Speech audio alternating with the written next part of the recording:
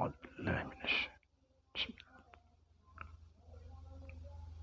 Assalamualaikum warahmatullahi wabarakatuh. Bismillahirrahmanirrahim. Alhamdulillahirabbil alamin. Wassalatu wassalamu ala Rasulillah sayyidina wa maulana Muhammad nurullah syirri wa syirri fi syirri la Allahu asma wal sifati. Asyhadu an la ilaha illallah wa asyhadu anna Muhammadar Rasulullah. Allahumma la ilaha illa antal awalu wal akhiru wa antal batinu was zahiru.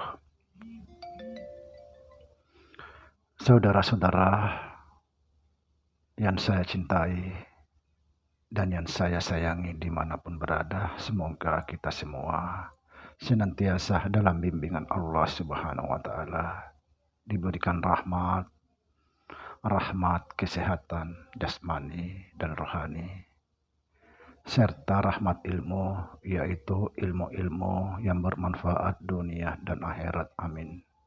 Amin ya rabbal alamin. Saudara-saudara, jumpa lagi dengan saya Samsuddin Al-Hafiz di channel Ma'rifat Tasawuf. Pada kesempatan ini kita akan membahas tentang tasawuf dan ajaran-ajaran di dalam tasawuf itu. Perlu saya sampaikan di sini bahwa kalau ada mengklaim dirinya sebagai tasawuf sementara ajarannya bertentangan dengan Al-Quran, itu bukan tasawuf. Tasawuf itu adalah mutiaranya agama.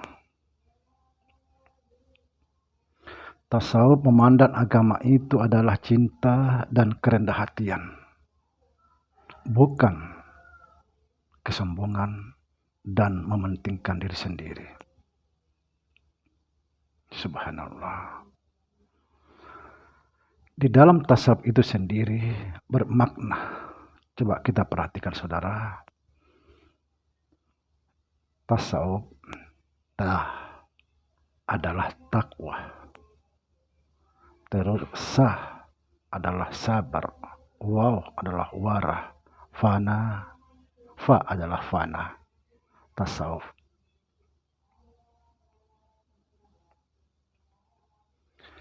Nah, sedangkan banyak faham yang tidak memahami tentang tasawuf. Justru mereka menganggap bahwa tasawuf itu ajaran sesat. Nabi tidak pernah mengajarkan tasawuf. Bahkan Nabi tidak bertasawuf. Ini sudah salah memahami tasawuf. Saudara, kalau kita mengambil makna daripada tasawuf itu, pertama takwa. Kira-kira siapa yang paling bertakwa? Nabi Shallallahu Alaihi Wasallam. Sabar. Kira-kira siapa yang paling sabar? Nabi. Wow, artinya warah. Siapa yang paling warah? Nabi.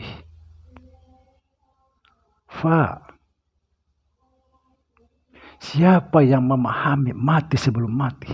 Nabi. Kenapa dikatakan Nabi tidak bertasawuf?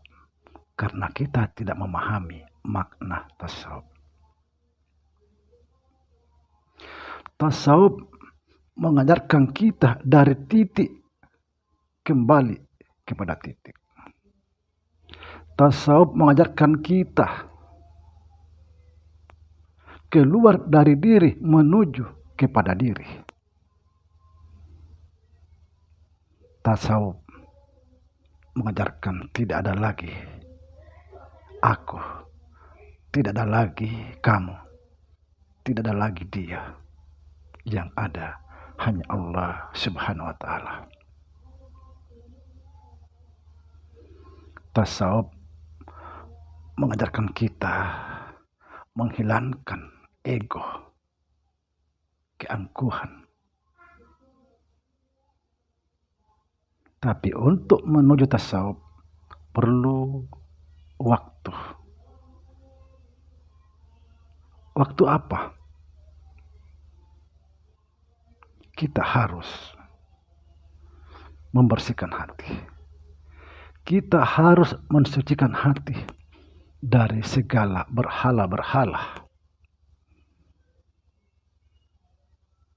Artinya kita harus membersihkan hati, lalu mengisi hati itu zikrullah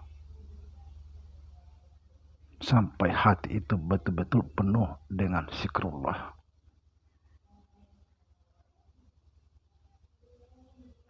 Kita harus membersihkan hati, jangan ada di dalam hati selain Allah. Ini ajaran tasawuf. Karena hati inilah sumber segala kebaikan, hati juga sumber segala kejahatan.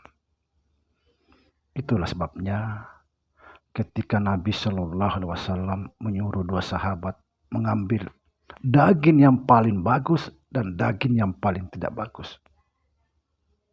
Dua sahabat pergi mengambil daging. Dia datang masing-masing membawa hati. Maknanya apa? Maknanya, apabila hati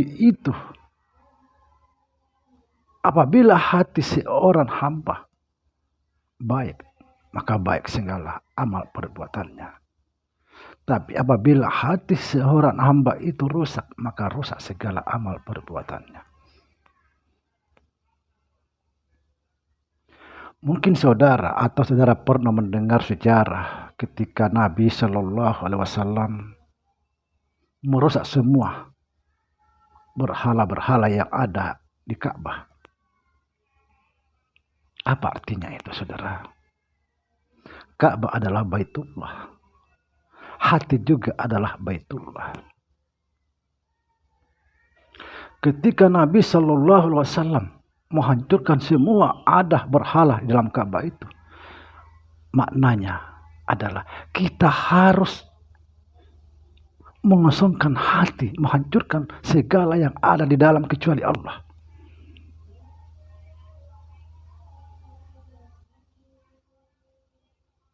Kita harus mengosongkan sesuatu selain Allah yang ada di dalam hati. Ini ajaran tasawuf.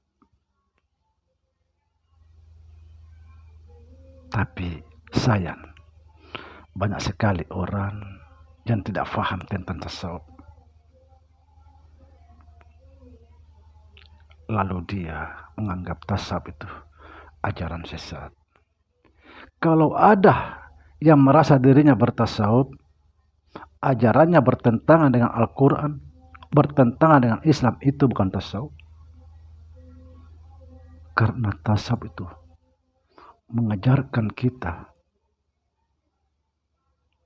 cinta, mengajarkan kita kerendah hatian, bukan kesombongan, bukan mementingkan diri sendiri.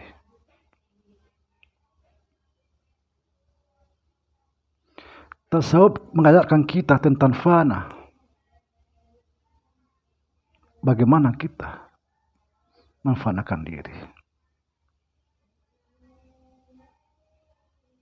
Tasawuf mengajarkan kita ibarat titik alif. Titik ini kita pindah ke bawah menjadi kita baca i. Sekali lagi, tasawuf ibarat titik di atas alif dibaca a. Setelah titik pindah di bawah lagi dibaca i. Itu ajaran tasawuf. Tasawuf mengajarkan kita meninggalkan diri, menuju kepada diri yang sebenar-benarnya diri. Tasawuf mengajarkan kita menghancurkan berhala-berhala hati. Jangan ada di dalam hati selain Allah. Subhanallah. Saudara, masuklah di dalam alam tasawuf agar saudara merasakan apa arti tasawuf. Tasawuf itu adalah tidak ada keraguan di dalamnya. Di dalam Al-Quran juga dijelaskan tentang tasawuf.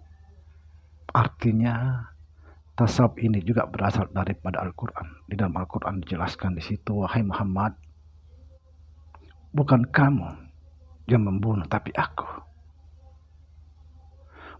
Bukan kamu yang melempar, tapi aku yang melempar. Ini diajarkan dalam tasawuf. Artinya, kita ini tidak ada perbuatan selain perbuatannya Allah. Kita bisa berbuat sesuatu karena digerakkan oleh Allah Subhanahu wa Ta'ala.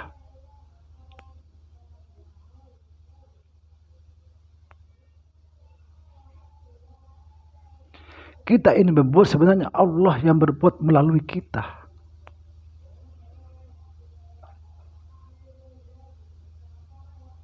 Allah yang mendengar melalui kita. Allah yang melihat melalui kita.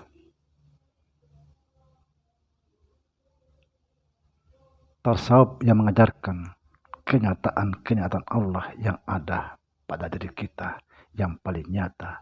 Salah satunya pendengaran, penglihatan, pencium. Dan tasawuf mengajarkan kita menyaksikan Allah.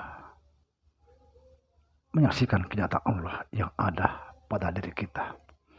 Ketika kita mendengar, kita harus menyadari, sadar tentang Allah bahwa bukan aku yang mendengar, tapi Allah itu sendiri. Subhanallah. Sekali lagi, saya perjelas di sini saudara bahwa tasawuf itu adalah mutiaranya agama. Saripatinya agama. Orang yang mencap tasawuf tidak akan pernah gelisah. Karena di situ tidak ada lagi kata aku, tidak ada lagi kata dia, tidak ada lagi kata kamu.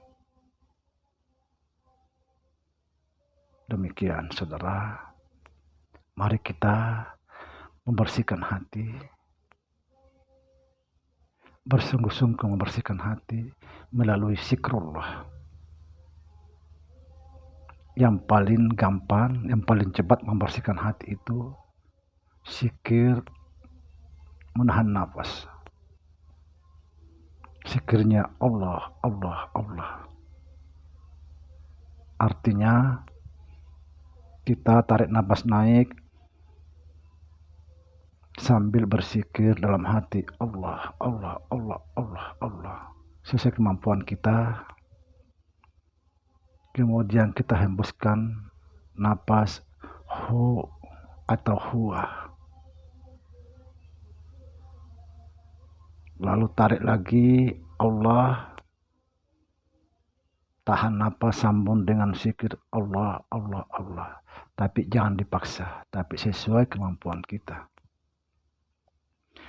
Kenapa kita menahan napas? Karena ketika napas itu ditahan, dia akan menimbulkan api, panas. Jadi segala apa yang ada di dalam hati itu akan kepanasan. Coba perhatikan saudara, tahan napas, baru hembuskan, rasakan napas itu pasti akan panas. Sekali lagi saya perjelas, usahakan kalau selesai sholat atau disengaja tengah malam kita bangun berzikir, tahan napas, lalu berzikir Allah, Allah, Allah, Allah. Kemudian kita hembuskan napas, dalam hati berkata hu atau huwa. Sekali lagi maknanya menahan napas karena supaya apa yang di dalam hati itu akan semua terbakar panas. Semoga bisa dipahami, silahkan dicoba.